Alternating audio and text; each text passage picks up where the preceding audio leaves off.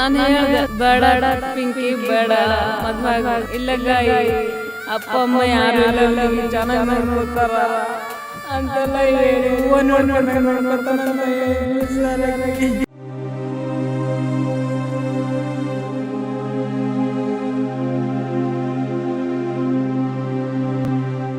ಅವನಿಗೆ car ಕೊಡಿಸ್ದೆ bike ಕೊಡಿಸ್ದೆ ಮೊನ್ನೆ 20,000 ರೂಪಾಯಿ ಬೈಕ್ ಕೊಡ್ತೀನಿ ಅವನಿಗೆ. ಎಲ್ಲ ಚೆನ್ನಾಗಿ ಯಾವ್ದೋ ಆನ್ಲೈನ್ ಇನ್ಸ್ಟಾಗ್ರಾಮ್ ಯಾವ್ದೋ ಮಾತಾಡಿದ್ರೆ ದುಡ್ಡು ಬರುತ್ತೆ ಅದನ್ನ ಹಾಕ್ಬಿಟ್ರೆ ಅವನೇ ಮಾಡಿಸಿ ಎಲ್ಲ ಮಾಡಿ ಇವ್ಳದೇ ತಪ್ಪು ಅಂತ ಹೇಳಿ ಕಳಿಸಿದ್ರೆ ಬ್ಯಾಕ್ ಸಪೋರ್ಟ್ ಇಲ್ಲ, ಜೋಬಲ್ ದುಡ್ಡಿಲ್ಲ, ಆದ್ರೂ ಏನೋ ಸಾಧಿಸ್ತೀನಿ ಅನ್ನೋ ಹಠ ಮಾತ್ರ ಜಾಸ್ತಿನೇ ಇದೆ. ಜಗಳ ಆಗ್ತಾನೆ ಇತ್ತು.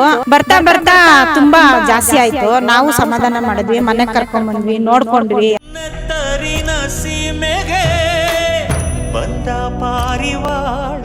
ನಮ್ಮ ಮಕ್ಕಳಿಗೆ ನ್ಯಾಯ ಬೇಕು ಸರ್. ಅವನು ಏನ್ ಮಾಡಿದನೋ ಗೊತ್ತಿಲ್ಲ.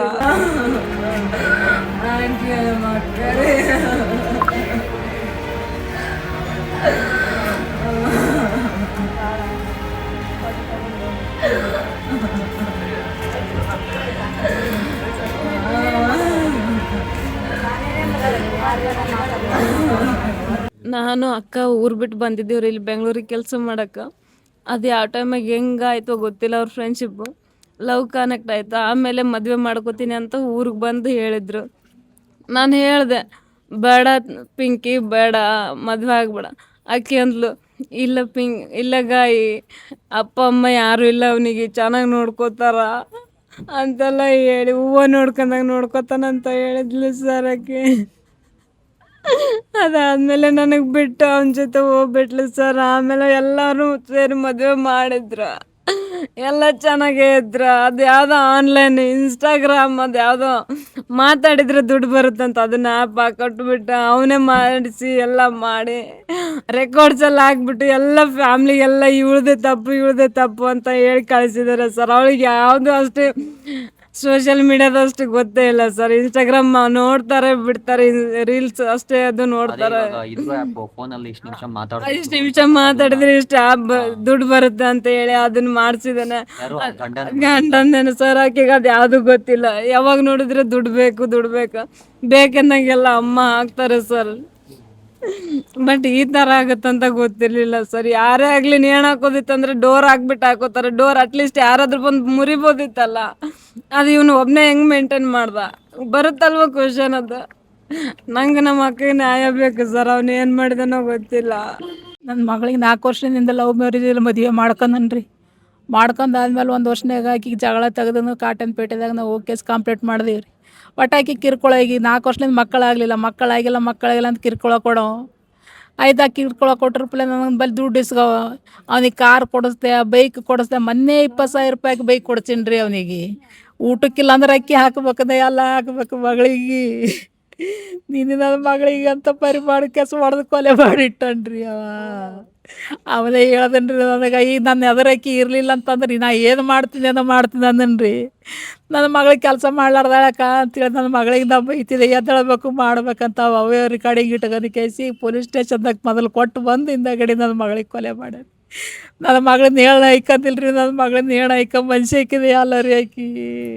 ನಿಮಗೆ ಏನೋ ಲಾಸ್ಟ್ ಟೈಮ್ ಫೋನ್ ಮಾಡಿದ್ರಂತೆ. ಫೋನ್ ಮಾಡಿ ಏನಂತ ಮಾತಾಡಿದ್ರು? ಯಾರ್ರೀ ಮಗಳು ನಿಮಗೆ ಲಾಸ್ಟ್ ಟೈಮ್ ಫೋನ್ ಮಾಡಿದ್ರು? ನಮ್ಮ ಮಗಳಿಗಿಲ್ರಿ, ಅವರೇ ಇಟ್ಟರು ಸ್ಪೀಕರ್. ಒಟ್ಟು ಹೊರಗೆ ಹೋಗಲತ್ತದ 11 ಗಂಟೆ ಆಗಿತ್ತು ರೀ. ನನ್ನ ಮಗಳಿಗೆ ಅಂದೆ ನಾನು ಅಂದೆ ಯಾಕೆ ಮಮ್ಮ ಅಂದೇಳಿ ನಿನಗೆ ಇಟ್ಕೊಲ್ಲ ಅಂತ ನಮ್ಮ ಮನೆ ಬಿಟ್ಟು ಹೊರಗಾಗಿ ಮಗಳೇ ಅಂದೆ. ನೀನು ಇದು ಒಂದೇ ರೀ ಅಂದ. ಆಕೆ 3 ದಿನದಿಂದ ಊಟ ಕೊಟ್ಟಿಲ್ಲತ್ರಿ.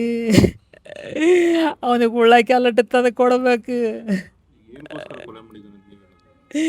ಒಟ್ಟು ಅನುಮಾನ ಪಟ್ಟ ನೋಡ್ರಿ. ಆಕಿದ ಮೇಲೆ ಬರೇ ಅನುಮಾನ ಒಟ್ಟಾಗಿ ಕೆಲಸ ಕಳ್ಸವಲ್ಲ ಏನಲ್ಲ. ಒಬ್ಬ ಫ್ರೆಂಡ್ ಅವನ ಜೊತೆ ಬರೋವ ಕುಡಿಯವ ಇವನು ಕಲ್ತ್ಗೆ ಸಿಕ್ಕಿಗೆ ಬೈಯವ್ರಿ. ನಂಬಲ್ಲಿ ರಿಕಾರ್ಡಿಂಗ್ಗಳವ್ರಿ ಅವ್ರು ಬೈದಿವಿ ಅಲ್ಲಸು. ಡ್ರೈವರ್ ಕೆಲಸ ಮಾಡ್ತೀನಿ ರೀ. ನಮ್ಮ ಮಗದಕ್ಕಿಂತ ಹೆಚ್ಚಿಗೆ ನೋಡಿ 15 ದಿನ ಹಿಂದನೇ ನನ್ನ ಮಗಳು ಬಂದಿಳಿ. ಇವತ್ತಿಗೆ 15 ದಿನ ಇಲ್ಲಿಗೆ ಬಂದಾಡ್ರಿ. ಹೋಗ್ಬೇಡ ಮಗಳೇ ನೀ ಇಲ್ಲೇ ಇರೋ ಅಂತ ನನಗೆ ಭಾಳ ಟಾರ್ಚರ್ ಕೊಡ್ತದಂತಂದು ಹೇಳ್ರಿ. ಇರು ಅಂದ್ರೆ ನಾವು ವ್ಯಕ್ತಿ ಹೆಂಗೆ ಹೇಳ್ದ ಗಂಡದ ಬಂದು ಇಟ್ಟಿಗೆ ಕುಂತಾಳಂತಾರ ಮಂದಿ ಎಲ್ಲ ನಾ ಇರಲ್ಲ ಅಂತ ಬಂದೇಳ್ರಿ. ಯಾರು ಹೇಳ್ಬೇಕ್ರಿ? ಯಾರಿಗೆ ಹೇಳದಂತ ಬುದ್ಧಿವಾದ ಹೇಳಮ್ರಿ.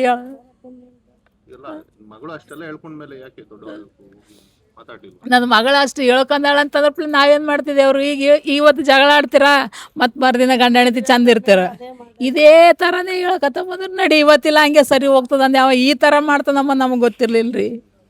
ನನ್ನ ಮಗಳು 92 kg ಮನುಷ್ಯಗೆ ಪ್ಯಾನಿಗೆ ನೇಣೈಕತ್ತಾಳ ಅಂತಂದ್ರೆ ಇದು ಇಳಿಸ್ಲಕ್ಕಾಗ್ತದೇನು ರೀ ಸರ್? ಆಕಿನೇ ಮಾಡ್ಕೊಂಡಾಳ ಅಂತಾಳ್ರಿ ಮಂಚದ ಮ್ಯಾಗ ಮಕ್ಕಂದಾಳ. ಕೊಲೆ ಮಾಡಿ ಆಕಿಗೆ ದಿಂಬೈ ಪಿಂಬೈ ಇಟ್ಟು ಕೊಲೆ ಮಾಡಿ ಆಕಿಗೆ ನೇಣು ಹಾಕಿ ಬಿಟ್ಟನ್ರಿ ಅವತ್ತು ಅಳಗೆ ನನ್ನ ಮಗಳು.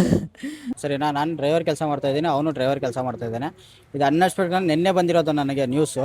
ನಿನ್ನೆ ನನಗೆ ಮೆಸೇಜ್ ಮಾಡಿದ್ದಾರೆ. ಯಾವ ಥರ ಮೆಸೇಜ್ ಮಾಡಿದ್ದಾರೆ? ನನ್ನ ಮಿಸ್ಸಸ್ ಅಂದರೆ ನನ್ನ ನಾದ್ನಿ ಈ ಥರ ಮಾಡ್ತಿದ್ದಾರೆ, ನಿನ್ನ ನಾದ್ನಿ ಈ ಥರ ಮಾಡ್ತಿದ್ದಾರೆ ಅಂತ ಅಂದ್ಬಿಟ್ಟು ನೋಡಿ ಇದೊಂದು ಮೆಸೇಜ್ ಕಳಿಸ್ತಾ ನನಗೆ. ಎಷ್ಟೊತ್ತಿನಲ್ಲಿ ಕಳಿಸ್ತಾ?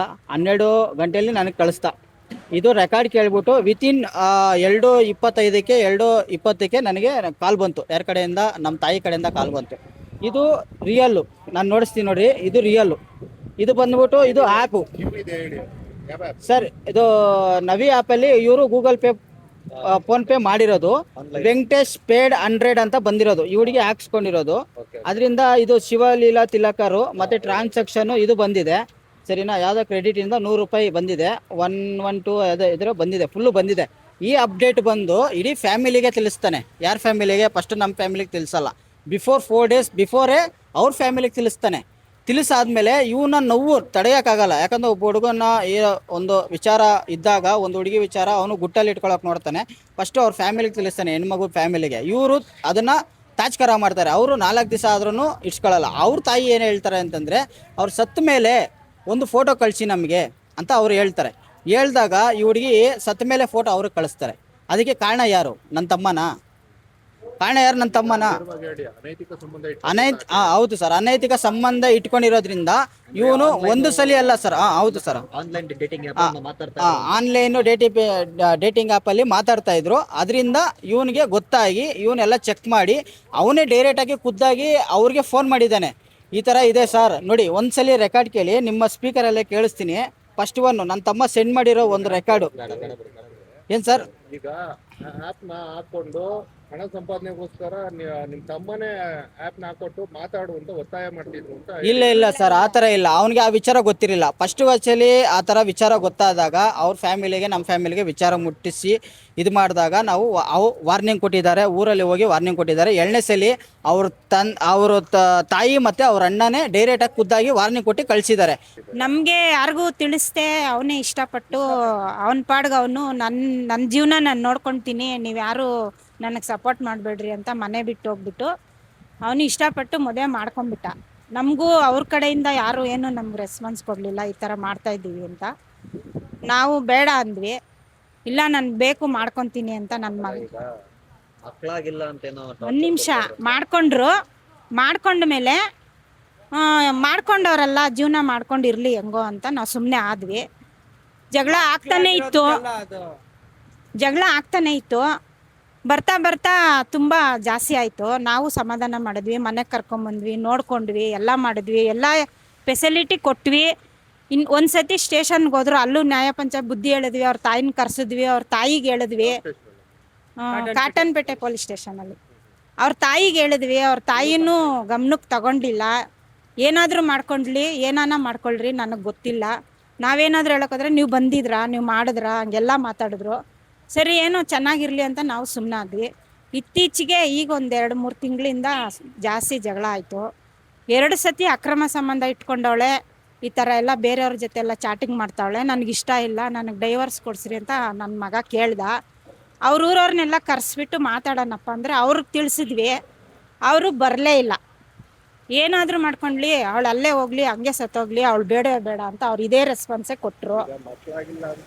ಮಕ್ಕಳಾಗಿಲ್ಲ ಅಂತಾನೂ ಹೇಳ್ದ.